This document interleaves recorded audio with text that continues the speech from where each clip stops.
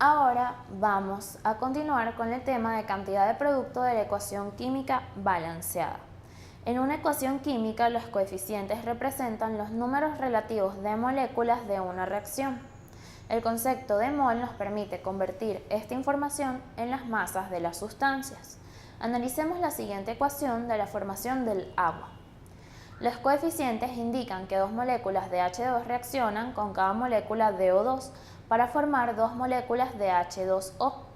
Entonces, se desprende que los números de moles relativos son idénticos a los números relativos de moléculas. Vamos a considerar el siguiente ejercicio de la combustión del butano, es decir, el combustible que se encuentra en los encendedores y que se establece en la siguiente ecuación química. Calculemos la masa de CO2 producida cuando se quema 1 gramo de butano. Los coeficientes de la ecuación nos indican cómo la cantidad de butano consumida se relaciona con la cantidad de CO2 producida. 2 moles de butano son estequiométricamente equivalentes a 8 moles de CO2. Para utilizar esta relación debemos utilizar la masa molar de butano para convertir los gramos de butano en moles de butano, ya que un mol de butano es igual a 58 gramos de butano. Tenemos el cálculo de los moles de butano, que serían iguales a 1 gramo de butano por la división de un mol de butano entre 58 gramos de butano es igual a 1.72 por 10 a la menos 2 moles de butano. Entonces, podemos utilizar el factor estequiométrico de la ecuación balanceada. 2 moles de butano estequiométricamente equivalente a 8 moles de CO2 para calcular los moles de CO2. Entonces, los moles de CO2 serían igual a 1.72 por 10 a la menos 2 moles de butano por 8 moles de CO2 entre 2 moles de butano, lo que es igual a 6.88 por 10 a la menos 2 moles de CO2. Por último, podemos calcular la masa de CO2 en gramos, utilizando la masa molar de CO2. Un mol de CO2 es igual a 44 gramos de CO2. Los gramos de CO2 serían entonces 6.88 por 10 a la menos 2 moles de CO2 por la división de 44 gramos de CO2 entre un mol de CO2, lo que es igual a 3.03 gramos de CO2 formados.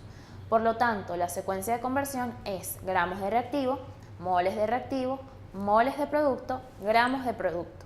Estos pasos pueden combinarse en una sola secuencia de factores de la siguiente manera para obtener los gramos de CO2, que serían iguales a 1 gramo de butano por la división de un mol de butano entre 58 gramos de butano por la división de 8 moles de CO2 entre 2 moles de butano por la división de 44 gramos de CO2 entre un mol de CO2 es igual a 3.03 gramos de CO2.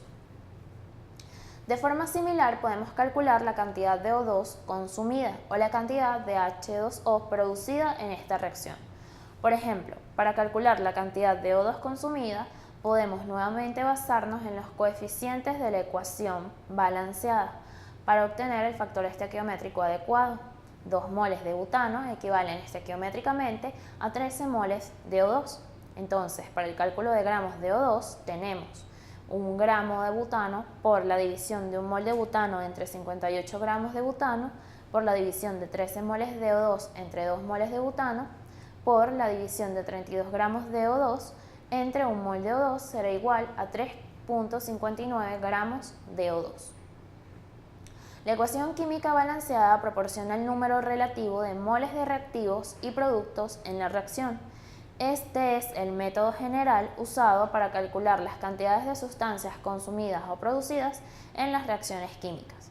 Dado los gramos de sustancia A, utilizar la masa molar de A, moles de la sustancia A, utilizar los coeficientes de A y B de la ecuación balanceada, moles de la sustancia B, utilizar la masa molar de B y finalmente encontrar los gramos de la sustancia B o sustancia producida.